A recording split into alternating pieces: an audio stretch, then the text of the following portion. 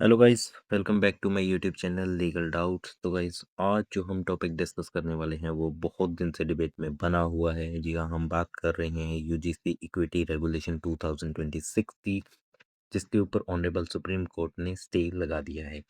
Multiple Ritz file की गई ये रेगुलेशंस आने के बाद, जिसके ऊपर आज सुप्रीम कोर्ट ने अपना एक ऑर्डर पास किया है, जिसको हम समझेंगे, जिसमें पिटिशनर ने क्या अपने आर्गुमेंट्स दिए, क्या डिफेंस ने उनका रिप्लाई किया और कोर्ट की क्या ऑब्जर्वेशन रही। तो दोस्तों, क्या कैंपस पर डिस्क्रिमिनेशन रोकने के लिए बनाए गए रूल ही डिस्क्रिमिनेशन कर रहे हैं? सुप्रीम कोर्ट ने आज यूजीसी रेगुलेशन इक्विटी रेगुलेशन पर स्टे लगाते हुए बोला कि जो ये रूल बनाए गए हैं ये अनक्लियर हैं, इनका इन फ्यूचर मिसयूज़ होने का खतरा ज़्यादा है। तो आज की वीडियो में हम समझेंगे क्या था पूरा विवाद, क्या सुप्रीम कोर्ट की ऑब्जर्वेशन थी, क्या फाइंडिंग्स थी। तो आप जो स्क्रीन पर देख रहे हैं, सुप्रीम कोर्ट में मल्टीपल रिट्स फाइल की गई थी, जिनके ऊपर आज सुप्रीम कोर्ट ने अपना ऑर्डर दिया है, जिसके अंदर सुप्रीम कोर्ट ने यूजीसी इक्विटी रेगुलेशन 2026 को स्टे कर दिया है। तो गाइस, स्क्रीन पर आप देख सकते हैं कि इसका नाम, जिसके अंदर सुप्रीम कोर्ट ने आज ये फैसला दिया है, क्या सुप्रीम कोर्ट की फाइंडिंग्स थी और क्यों इन रेगुलेशंस को डिसओबे किया गया या स्टे किया गया, और कौन से रूल्स अभी इम्प्लीमेंट किए जाएंगे। तो सुप्रीम कोर्ट ने 2026 के रूल्स को अभी होल्ड पे डाल दिया है, और स्टूडेंट्स टिल द टाइम जब तक न्यू रेगुलेशंस नहीं बनते, तो सुप्रीम कोर्ट ने 2012 के जो रूल्स थे उनको रिवाइव कर दिया है। 2026 के रूल्स को स्टे करने का रीज़न ये था क्योंकि इससे कास्ट बेस्ड डिस्क्रिमिनेशन कम होने की बजाय ये बढ़ जाएगा और इनके मिसयूज़ होने का खतरा बहुत ज़्यादा है। तो ऐसा क्या हुआ कि ये रेगुलेशंस बनने के बाद ये इतना बड़ा डिबेट का टॉपिक बन गया। जैसे कि आप स्क्रीन पर देख रहे हैं, ये 2 रेगुलेशंस हैं जिसकी वजह से ये विवाद उठा है। रेगुलेशन 3 सब regulation 1 clause E and C. जो ई है वो सबकी बात करता है, लेकिन क्लॉज़ सी सिर्फ SC, ST and OBC student को प्रोटेक्शन देता है, अदर स्टूडेंट को ये एक्सक्लूड करता है, जिसकी वजह से आज के दिन ये डिबेट का इश्यू बना हुआ है। पिटिशनर को रिप्रेजेंट कर रहे एडवोकेट विष्णु शंकर जैन का कहना था कि डिस्क्रिमिनेशन किसी के साथ भी हो सकता है, और limiting protection only to SC, ST and OBCs, ये मान के चलते हैं कि सिर्फ डिस्क्रिमिनेशन इन 3 कास्ट के साथ ही हो रहा है, तो कोई भी स्टैट्यूट इस प्रेज़म्पशन के ऊपर ऑपरेट नहीं कर सकता। उन्होंने रिवर्स डिस्क्रिमिनेशन का भी मुद्दा उठा कोर्ट के अंदर, जिसके ऊपर उन्होंने जेएनयू में एंटी ब्राह्मण स्लोगन जो 2022 के अंदर हुए थे, उनके एग्ज़ाम्पल्स दिए। कास्ट बेस्ड हॉस्टल की जब कोर्ट में बात उठी, तो जजेस ने एक लाइन बोली, जिसको मैं स्क्रीन पे लगा रहा हूँ, उसको मैंने हाईलाइट कर दिया, आप एक बार उसको देख लीजिए। उन्होंने बोला कि हम हमेशा से साथ में रहते आए हैं, हमारी सोसाइटी में इंटरकास्ट मैरिजेस भी प्रिवेल करती हैं, तो कास्ट बेस्ड हॉस्टल का कॉन्सेप्ट इंडिया में अभी नहीं आना चाहिए, और इंडिया की यूनिटी एजुकेशनल इंस्टीट्यूशंस में दिखनी चाहिए। और जो 2026 के रेगुलेशंस थे, उनमें सबसे बड़ा मिसिंग पीस था, रैगिंग के ऊपर कोई रेगुलेशंस नहीं बनाए गए। 2012 में रैगिंग के ऊपर रेगुलेशंस थे।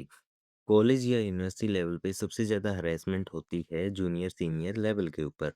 अभी इसी चीज़ को ध्यान में रखते हुए हम एक सिचुएशन लेते हैं। मान लीजिए एक जनरल कैटेगरी का या नॉर्थ इंडिया में कोई साउथ इंडिया से पढ़ने आता है, और उसका सीनियर उसकी रैगिंग करता है, और वो फ्रेशर अपनी कंप्लेंट लेके किसी अथॉरिटी के पास जाता है। इन रूल्स के अकॉर्डिंग उस फ्रेशर के पास कोई रेमेडी अवेलेबल नहीं है, और सेम टाइम पे जिस सीनियर ने उसकी रैगिंग की, वो एक क्रॉस केस फाइल करता है कास्ट बेस्ड डिस्क्रिमिनेशन के ऊपर, जिसका रिजल्ट ये होता है, कोई एक विक्टिम जो था वो एक्यूज्ड बन गया। इसी चीज़ को ध्यान में रखते हुए कोर्ट ने बोला कि इन रूल्स का मिसयूज फ्यूचर में बहुत ज़्यादा बढ़ सकता है।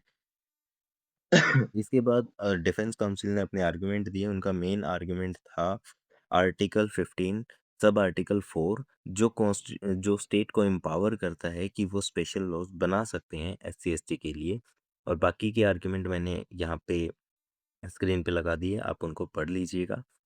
डिफेंस काउंसिल ने आर्ग्यू किया कि अगर इन रूल्स को स्टे पे डाल दिया तो बच्चे रेमेडी लेस हो जाएंगे, उनके पास कोई प्रोटेक्शन नहीं बचेगी अगर उनके साथ कोई भी मिसहैपनिंग होती है तो। इसके ऊपर सुप्रीम कोर्ट ने बोला कि इस इन्हीं चीज़ों को ध्यान में रखते हुए हम 2012 के जो रूल हैं उनको रिवाइव कर रहे हैं और जो 2026 के रूल थे उनको स्टे पे डाल रहे हैं। ये आप स्क्रीन पे देख सकते हैं कि 2012 के रूल्स में और 2026 के रूल्स में क्या डिफरेंस था। 2012 के रूल एडवाइजरी थे और वो एक डायरेक्शंस थी, लेकिन जो 2026 के रूल्स हैं वो मैंडेटरी हैं और ये स्टैट्यूटरी हैं।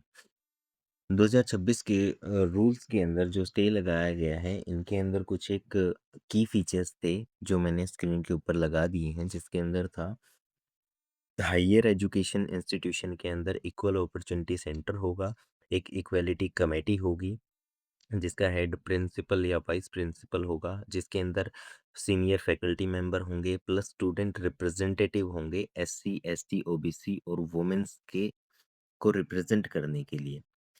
स्ट्रिक्ट टाइमलाइंस दी गई थी।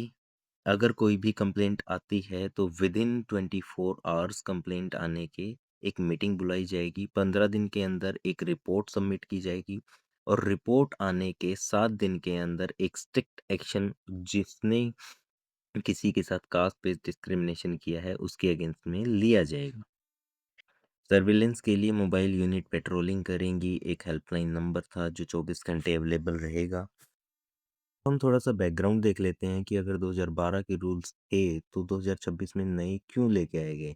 2019 में 2 सुसाइड केस कोर्ट के सामने आते हैं, जिसके बाद सुप्रीम कोर्ट 2025 में सेंट्रल गवर्नमेंट को डायरेक्शन देता है कि एक स्ट्रॉन्ग मैकेनिज़्म एस्टेब्लिश किया जाए, ये ऐसी सिचुएशन को टैकल करने के लिए। जनवरी 2026 के अंदर यूजीसी ने नोटिफ़ाई किया कि 2012 के रूल्स हैं, उनको सुपरसीड करके नए रूल्स इम्प्लीमेंट किए जा रहे हैं।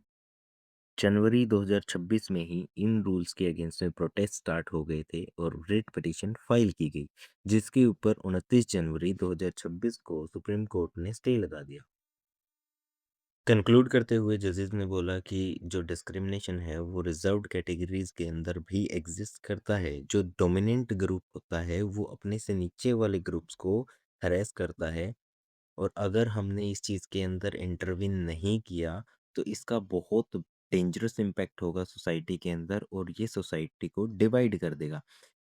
सुप्रीम कोर्ट ने सेंट्रल गवर्नमेंट को डायरेक्शन दी है कि वो एक एमिनेंट ज्यूरिस्ट की एक कमेटी बनाई जो इन रूल्स को दोबारा से चेक करके दोबारा से फ्रेम करेंगे। सुप्रीम कोर्ट का क्लियर मैसेज है, इक्वलिटी का मतलब सबके लिए बराबरी है, ना कि डिस्क्रिमिनेशन विद इन डिस्क्रिमिनेशन। अगली सुनवाई 19 मार्च को होगी। अभी का स्टेटस ये है कि 2026 के रूल्स को पॉज पे डाल दिया गया है, 2022 के रूल्स दोबारा से एक्टिवेट हो गए हैं। ये एक समरी चार्ट है जो आप स्क्रीन पर देख रहे हैं, जिसके अंदर आज जो हमने डिस्कस किया और सुप्रीम कोर्ट की क्या फाइंडिंग्स रही।